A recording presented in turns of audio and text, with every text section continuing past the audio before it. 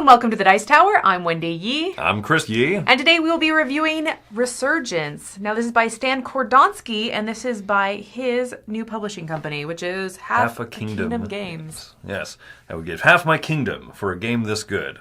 Ooh. I don't know. I'm not really sure what that means. So Stan Kordonsky has had several, notorietable publications. Notable games. That's the word. Look, I don't correct you in public in front of everyone.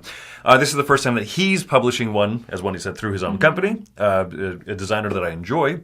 Recently did Endless Winter. So, yes. Stuff that we like. So we're going to go ahead and show you how this one plays. Wendy will do that. Then we'll give you our thoughts. Resurgence is a competitive game where players are trying to survive this post-apocalyptic wasteland and earn the most victory points.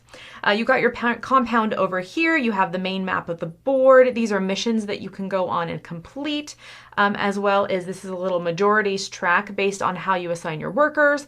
And then, of course, you can recruit additional people to help your actions go along. I'm going to start by explaining basic round structure. So we have the event deck over here, and we flip over one event per round, and this is basically our time tracker to see the 6 rounds of the game. And then if this little token, if it has to do with anything on the map, we put that out just so we know that that particular area is affected by the event for the round. Then players are going to draw up their workers. Now we're at level 2 in our compound, so we get to draw 5 workers. And then we're going to place them on this board over here.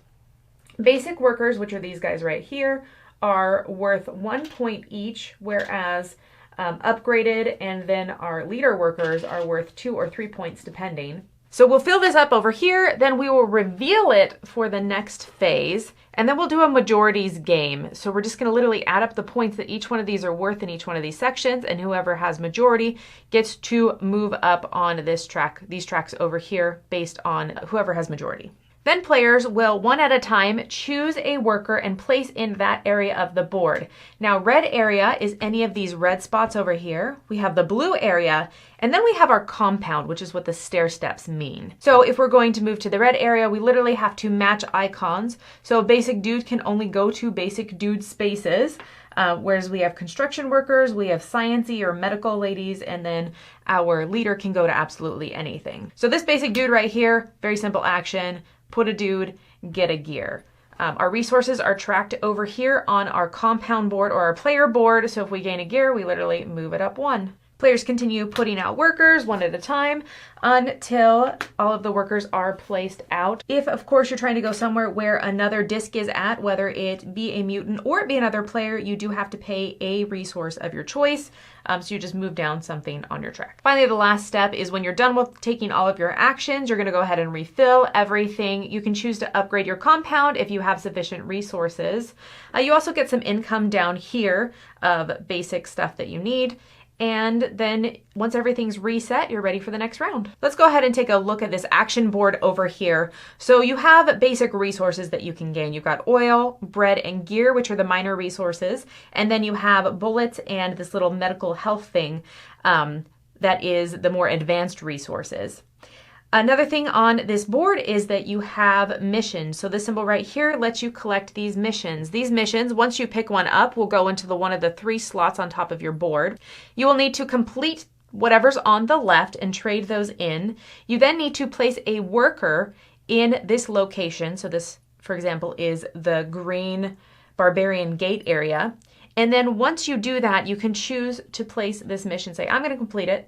And you bring it down here. You get the benefits immediately. So you get to move up on the gray track as well as get 4 points. And then this will become future income for bullets at the end of the round. Another action on this board is this little survivor action right here. This is how you get these cards and how you add people to your bag. In the top right corner, it'll show you which token goes into your bag, as well as these will be player abilities that you can tap once a round and will reset at the end of the round. So they're just kind of like little uses and benefits. You can also add people down here. This is just a, hey, I put a basic worker there and he happens to recruit someone, and you just get one of your choice. Finally, the last action is build. That's this little hand with a wrench symbol right here. And this lets you flip over these tiles, these little rubble tiles, on your compound board. You get an immediate benefit, and then you unlock this space as a future action space. So right here, for example, you can place a basic boy here, and you can choose to get either a medical or a bullet. You may be wondering how you get victory points in this game, so there are a variety of different ways. This is the basic victory point track right here, and you get points during the game from missions and removing Rebel. But then you also gain points at the end of the game based on whatever your compound level is right here, how far you've moved, or like the farthest that you've moved your bullets and your medical right here. And then if you happen to be level 3 on this track, you can also have the opportunity to score up here. Now these endgame objectives, they have this little symbol over here of this radio tower, and you gain the radio tower at level 3. Finally, you have the majorities track up here, and it is just 7-4-2 based on whoever's in the lead, second place and third place. So that's the basics of Resurgence. Let's go ahead and tell you what we think about it. So there you go. You can see that this is an involved Euro game. It uses a couple different mechanisms. Let's talk about really quick the components, setting the theme, the art, all that stuff. Sure. I appreciate that it's a unique theme. Like, we obviously have seen tons of post-apocalyptic games, but they tend to not be quite so Euro-y. Sure, very Euro-y. I think it's a little bit tongue-in-cheek, the whole Russian setting and everything, and I like that. It's fun. I think that the game overall looks pretty good. It's visually a bit like, whoa, very colorful and everything, but not to the point where it's hard to parse information out there. I think the difficulty in parsing information is there are some graphical design decisions that I don't feel like came across as well as they were supposed to. It feels like there's a few small things that, as we mentioned, this is Half Kingdom Games' first game, that I feel like I hope that they learn from. Like, oh, it's weird that we made 4 different types of cards that all have almost the exact same card back, but like a little different icon in the middle, which doesn't make it easy as you're setting up the game to sort through the cards and be like, no, where's the mission cards? Yeah. Oh.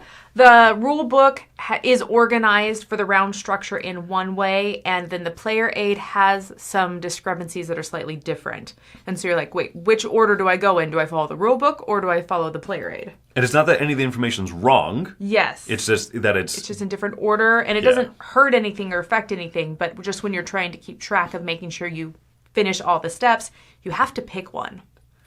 Yeah, that's true. And it's hard to reference. Let's see. The one of the other things I noticed, too, is that some of the icons out there, and I think the iconography is done actually pretty well for the most part, very understandable. You're not sitting there going like, oh, gosh, what's all this obtuse, hieroglyphics? But some of the iconography is inconsistent, where sometimes it'll show like an icon and then say ×2, but somewhere else it'll say icon and then superscript +1, and that means the same thing, get those many resources, or a number on top of the icon.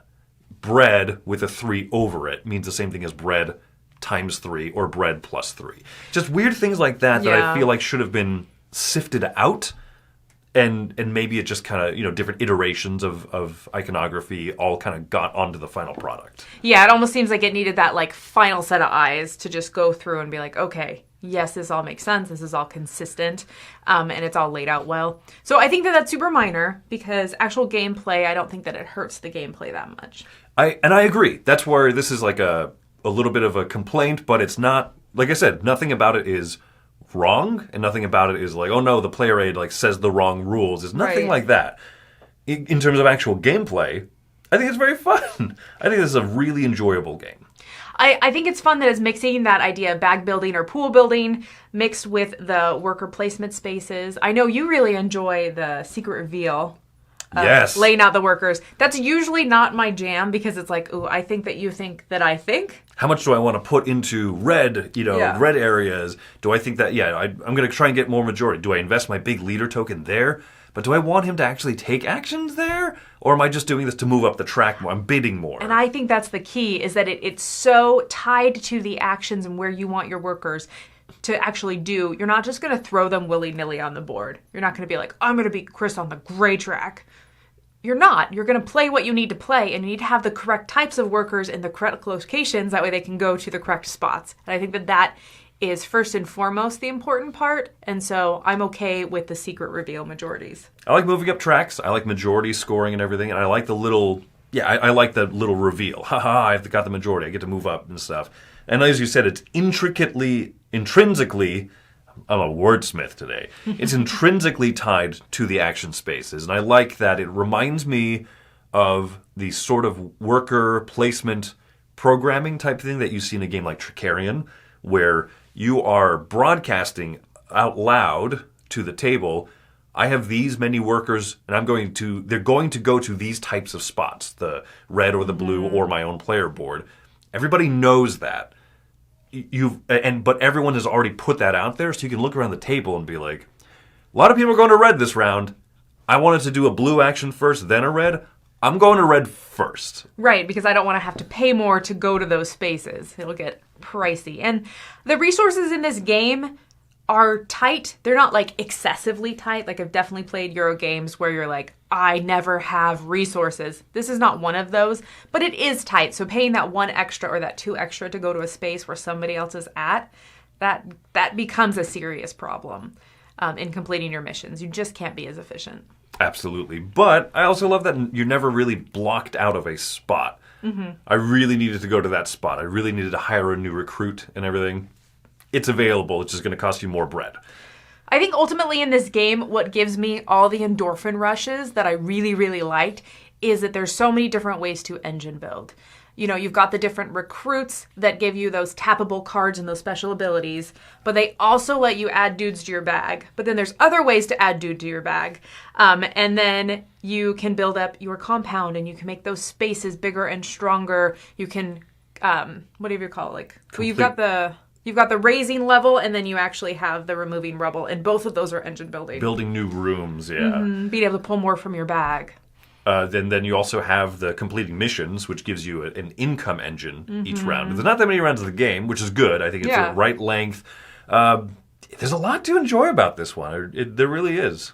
Yeah, I just think that I was happily surprised with how much I enjoyed it.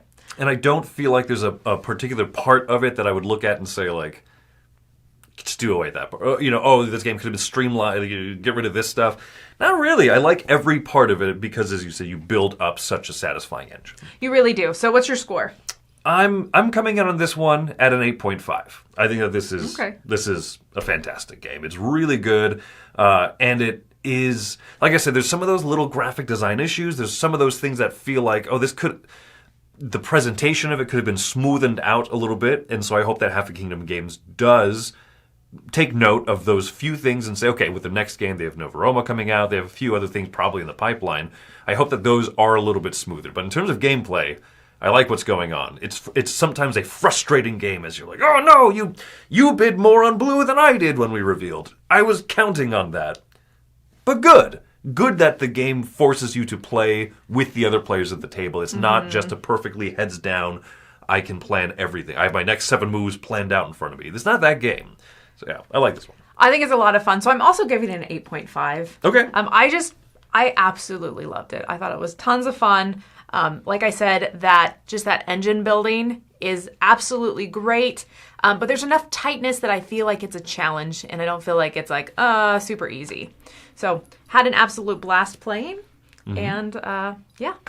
Thanks for joining us today. Yeah, obviously, we're recommending it. The one worth checking out. Definitely. My name is Chris Yi. I'm Wendy Yi. From Mother Russia.